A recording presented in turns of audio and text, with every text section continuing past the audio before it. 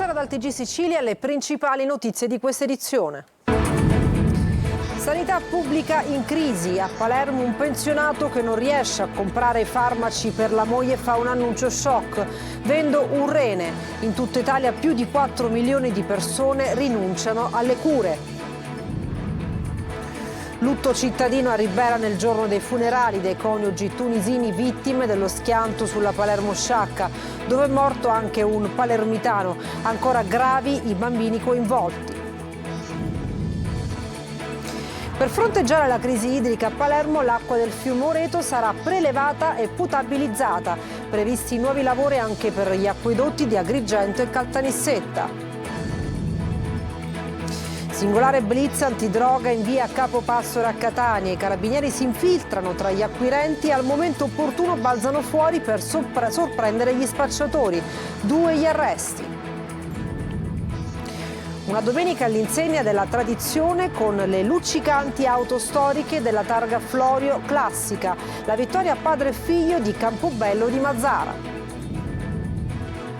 Il calcio, la soddisfazione del tecnico toscano per la vittoria con l'Altamura del Catania, adesso al secondo posto. Periodo fondamentale per il Palermo che in 20 giorni dovrà giocare 5 partite. Nel derby con il Trapani un 1-1 che sta di beffa per la squadra di Modica.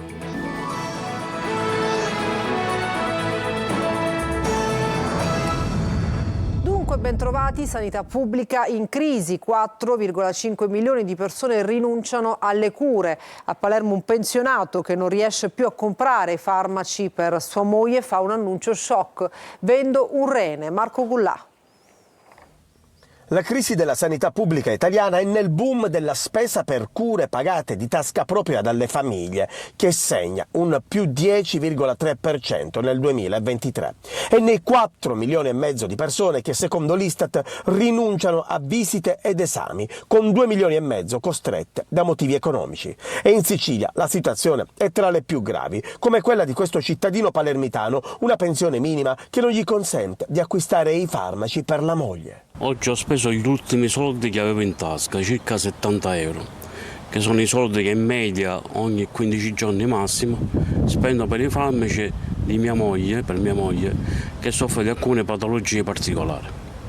Sono farmaci che purtroppo sono a pagamento, non prescrivibili, e che riducono proprio un essere non solo umano, non solo a livello umano, ecco, povero, ma anche povero di fisico, materiale, psicologicamente lo distrugge. E in un contesto in cui la disoccupazione aumenta e molti nuclei familiari si ritrovano in un tunnel senza uscita, la disperazione spesso prende il sopravvento. Non so io stesso come fare, tanto che tempo fa mi ero ridotto così male che ho pensato, ecco, di mettere in vendita un rene. Si arriva proprio a questo punto dove lo Stato, le istituzioni, il Comune, la Caritas stessa neanche ti rispondono, e allora cosa fare?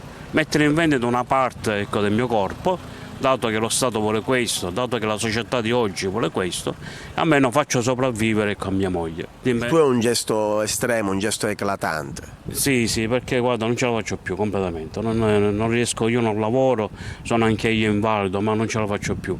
Come quest'uomo, tante altre famiglie hanno notevoli difficoltà ad acquistare farmaci e beni di prima necessità. Prognosi ancora riservata per i 3 piccoli tunisini rimasti orfani dopo l'incidente mortale avvenuto sulla Palermo-Sciacca. Il sindaco di Ribera annuncia il lutto cittadino per i 2 coniugi deceduti. Era, ricorda, una famiglia integrata. Lui un gran lavoratore. Emanuela Corsi. Lutto cittadino a Ribera nel giorno in cui verranno celebrati i funerali di Walid e Zina Mussa, i coniugi tunisini morti nello schianto avvenuto ieri mattina sulla Palermo-Sciacca, nel quale è deceduto anche il palermitano Riccardo Pardi. Ad annunciarlo il sindaco Matteo Ruvolo, che esprime la propria commozione per questa tragedia familiare. Era una famiglia perfettamente integrata, lui un grande lavoratore, le parole del primo cittadino. La nostra comunità è costernata e l'attenzione di tutti è adesso ai 3 bambini piccoli rimasti orfani. In auto con Walid e Zina, infatti, c'erano anche i 3 figli della coppia di 4, 6 e 8 anni, ricoverati in gravi condizioni nella terapia intensiva pediatrica della Di Cristina di Palermo. A destare maggiore preoccupazione il fratellino più grande, che a seguito delle emorragie cerebrali ha subito un intervento neurochirurgico d'urgenza. Il secondo bambino invece è stato operato per la riduzione di una frattura femorale, mentre il più piccolo è ancora intubato e sedato. La famiglia era partita da Ribera, nell'Agrigentino, per raggiungere il porto di Palermo, dove la mamma e i figli dovevano imbarcarsi per la Tunisia. Ad attenderli al porto, dove non sono mai arrivati, c'era la nonna. La loro auto, infatti, una Mercedes, si è scontrata con la Toyota RAV di un palermitano, Riccardo Pardi, di 53 anni, che stava per raggiungere la sua azienda di api a Partinico. Nel curvone tra Altofonte e Giacalone, sulla statale Palermo-Sciacca, le due auto si sono scontrate. Un impatto violentissimo. Pardi è morto sul colpo, così come Walid e Zina, di 42 e 44 anni. I vigili del fuoco hanno dovuto usare la fiamma ossidrica per liberare i corpi delle 2 vittime e dei piccoli rimasti intrappolati all'interno. Una tragedia che aggrava il bilancio degli incidenti mortali sulla statale 624 Palermo-Sciacca, tristemente nota per le centinaia di croci che ricordano tutte le vittime di quell'arteria. Dall'inizio dell'anno in quel tratto di scorrimento si contano già 5 morti e 15 feriti. La nave Mare Ionio di Mediterranea Saving Humans ha ricevuto una segnalazione da un aereo di Frontex sulla presenza di 40 persone in pericolo a bordo di una barca di ferro a 34 miglia da Lampedusa. L'acqua del fiume Oreto, uno dei 3 storici corsi d'acqua che attraversano Palermo, sarà prelevata e utilizzata per fronteggiare la crisi idrica attraverso il ripristino di un potabilizzatore abbandonato da anni. Previsti nuovi lavori anche per gli acquedotti di Agrigento e Caltanissetta. Maglio Viola.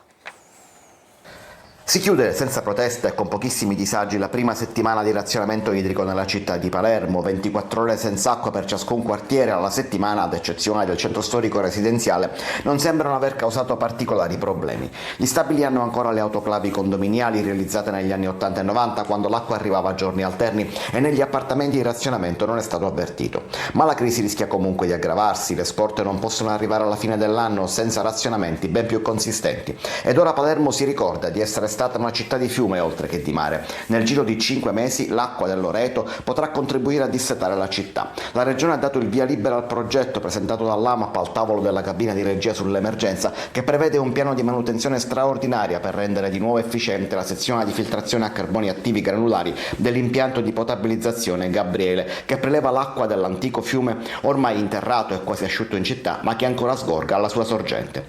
Soluzioni a medio termine anche per le province centrali dell'isola, Agrigento e Caltanissetta, che vivono una crisi ben più severa, ma gli impianti sostitutivi non saranno pronti prima del 2025.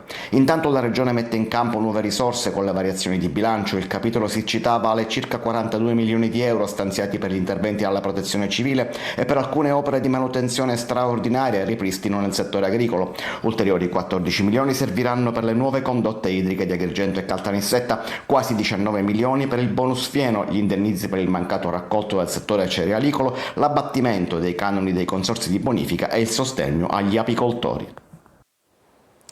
Singolare blitz antidroga in via Capopassoro a Catania. I carabinieri si infiltrano tra gli acquirenti e al momento opportuno balzano fuori per sorprendere gli spacciatori. 2 gli arresti. Tonino De Mana. È notoriamente una fiorente piazza di spaccio e come tale via Capopassoro a Catania è presidiata a vista con vedette, giovani dotati di ricce trasmittenti ed ogni diavoleria utile per tenere lontane le forze dell'ordine.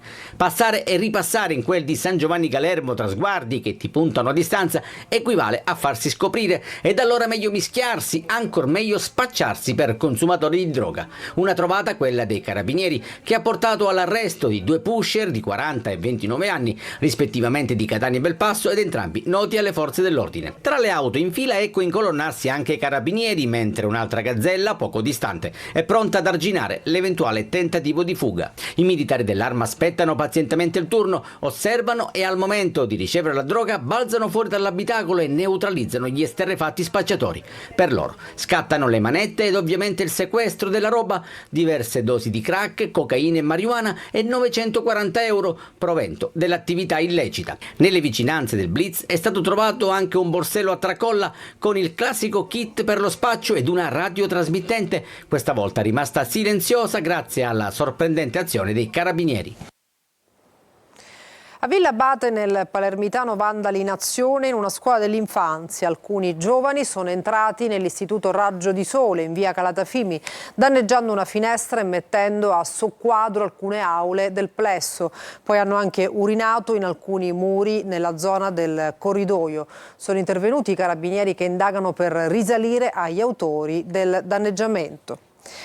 E sempre a Palermo, ennesima aggressione ai danni di un operatore socio-sanitario. Questa volta a farne le spese è stata un'infermiera dell'ospedale Cervello in servizio nel reparto di terapia intensiva neonatale. La donna, spintonata dal genitore di un piccolo paziente, è finita a terra ed è stata costretta a ricorrere alle cure mediche. E cambiamo argomento. Ad Agrigento per le giornate FAI d'autunno il Fondo per l'Ambiente aperta ai cittadini la caserma Biagio Pistone, sede del Comando Provinciale dei Carabinieri. Davide Sardo. La caserma Biagio Pistone, sede del Comando Provinciale dei Carabinieri di Agrigento, aperta al pubblico in occasione della giornata d'autunno del FAI, il Fondo Ambiente Italiano. Lo spazio ha offerto un emozionante viaggio nella storia tra uniformi e cimeli. Numerose le scolaresche, i visitatori che hanno ascoltato i carabinieri dei vari reparti nelle vesti di guide turistiche e culturali. Abbiamo degli stand espositivi, abbiamo dei mezzi che raccontano un po' la nostra attività, dal controllo del territorio alla tutela del patrimonio culturale, alla tutela della biodiversità. Per un giovane significa tante cose, significa per la prima volta avvicinarsi ed entusiasmarsi su quello che è un ruolo essenziale per la nostra società, ma che molto spesso non viene capito. Spero che questa sia la giornata adatta per far questo. Oggi stiamo conoscendo l'operato proprio dei carabinieri in vari settori, in vari ambiti, e devo dire che molti dei ragazzi tra l'altro sono anche interessati a questo importante servizio. Gli altri siti aperti al pubblico sono il Giardino della Colimbetra nella Valle dei Templi e i quartieri del Rabato nel centro storico di Agrigento. A Catania il mondo del digitale è raccontato da giovani che hanno utilizzato le opportunità del web, dall'influencer marketing a TikTok all'uso dei meme nella comunicazione commerciale. Eva Spampinato.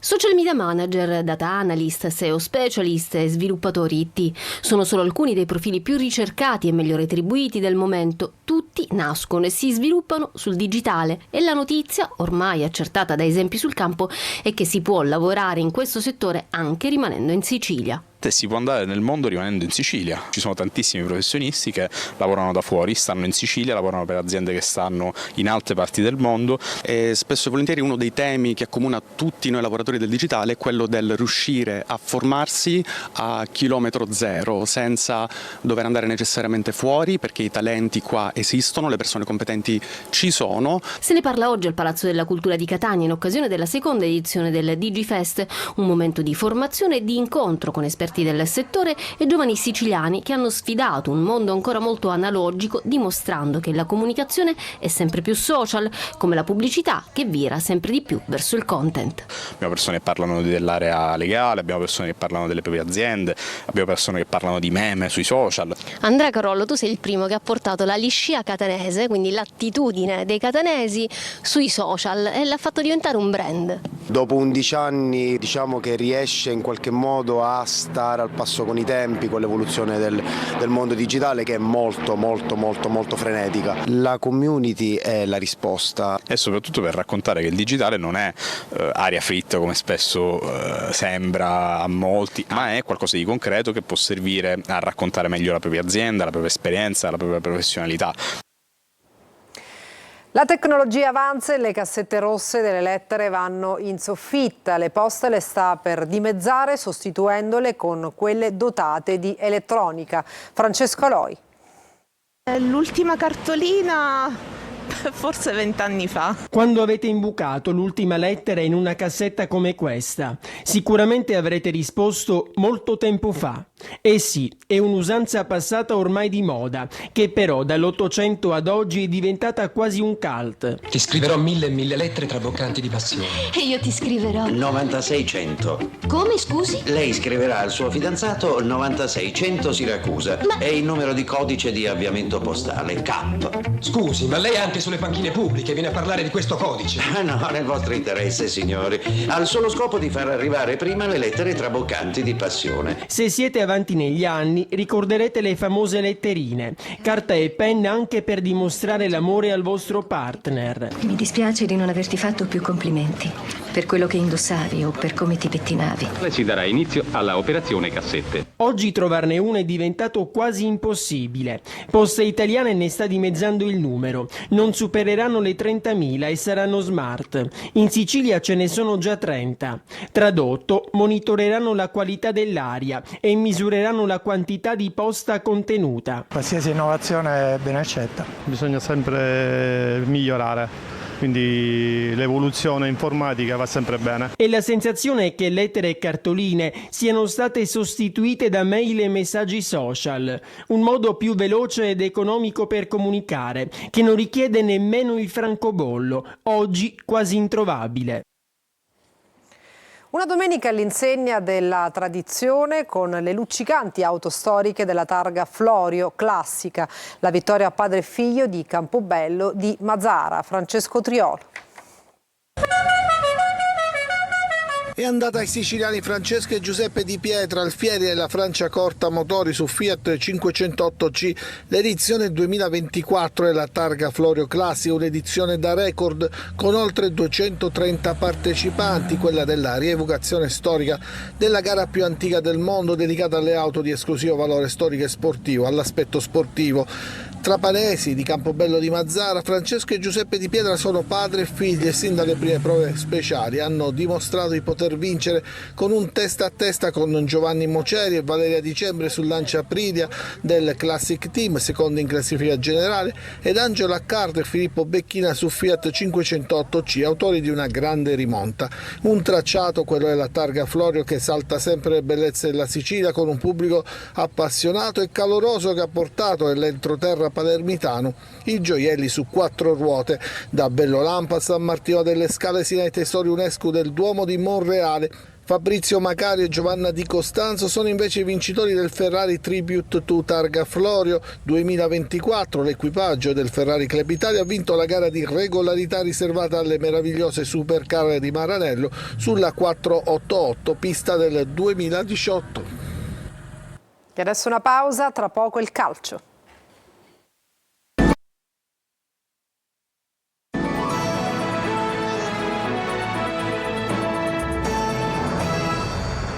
Bentornati al TG Sicilia, adesso il calcio, la vittoria del Catania per 2-0 contro l'Altamura e la soddisfazione del tecnico Mimmo Toscano per la prestazione della sua squadra. Rossazzurri al secondo posto in classifica. Francesco Triolo.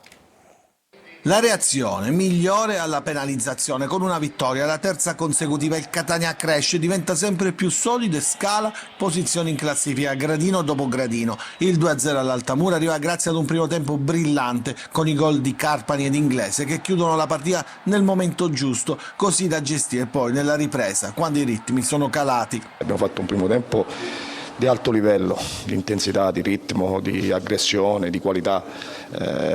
Poi quando è venuto meno un pochettino qualche calciatore nella pressione davanti, nella pressione in mezzo al campo, abbiamo concesso qualche metro all'Altamura senza concedere occasioni pericolose.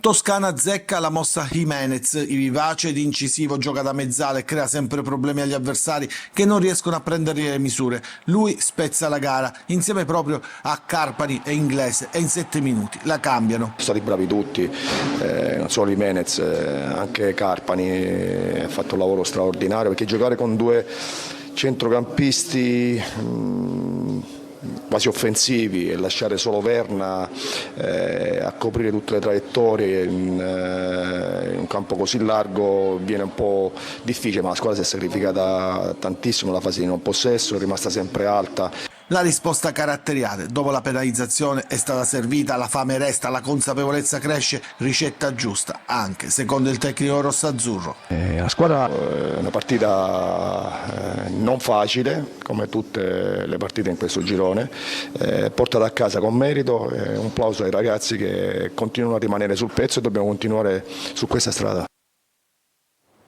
Dopo la sosta per le nazionali, periodo fondamentale per il Palermo che in 20 giorni dovrà giocare 5 partite che testeranno le ambizioni in questa seconda fase di campionato. Marco Gullà. 20 giorni di fuoco. Non è il titolo di un film thriller o western, ma il momento in campionato che il Palermo dovrà affrontare dopo la sosta. Modena fuori casa sabato, poi match casalingo contro la Reggiana, fuori casa Mantova al Barbera contro il Cittadella e poi Rosanera Frosinone l'8 novembre prima della nuova sosta. Partite che sicuramente daranno una radiografia completa sulle ambizioni del Palermo, il cui rendimento è del tutto ondivago. La squadra lavora per il match di Modena, il tecnico Dionisi non cambierà modulo, ma sicuramente ci saranno accorgimenti negli uomini. In difesa Lucioni reclama un posto da titolare, ma al momento la coppia Nicolao-Banica va verso la conferma. Scalpita anche Pierozzi, in avanti invece il rebus riguarda Brunori, avrà un'altra chance da titolare nonostante abbia deluso le aspettative. Henry appare in vantaggio, ma ci sono ancora giorni di lavoro per sciogliere i dubbi di Dionisi. Il derby dell'Amarezza, un punto e tanti rimpianti per Trapani e Messina che muovono la classifica ma non spiccano il volo. Sergio Colosi. Un pareggio che muove le rispettive classifiche ma lascia tanta amarezza al Messina che nel terzo minuto di recupero ha visto svanire una vittoria che avrebbe meritato e al Trapani che avrebbe dovuto centrarla per organico, ambizioni e investimenti. C'è grande rammarico e delusione innanzitutto perché è un pubblico così eccezionale, stasera meritava un successo e siamo rammaricati per non aver dato appunto una prestazione all'altezza, nonostante la superiorità numerica non siamo riusciti a sfruttarla nel migliore dei modi. La panchina di Aroni che è imbattuto con 3 vittorie e 4 pareggi non è così sicura. Un solo successo e 5 pareggi in 9 incontri per Modica che ha fermato Benevento e Trapani. Purtroppo questo è il calcio, ti dà, ti toglie, in questo caso ci sta togliendo molto, ma ciò non toglie il fatto che la squadra è stata bravissima, ha fatto una prestazione veramente superlativa. Abbiamo giocato in 70 minuti, in 10 contro 11, contro una grande squadra, anche se noi siamo stati bravi a imbrigliarle e fare delle ripartenze molto importanti. Domenica prossima si giocano Messina Monopoli e Trapani Audace Cerignola. E per questa edizione del TG Sicilia è tutto, grazie per averci seguito e buona serata.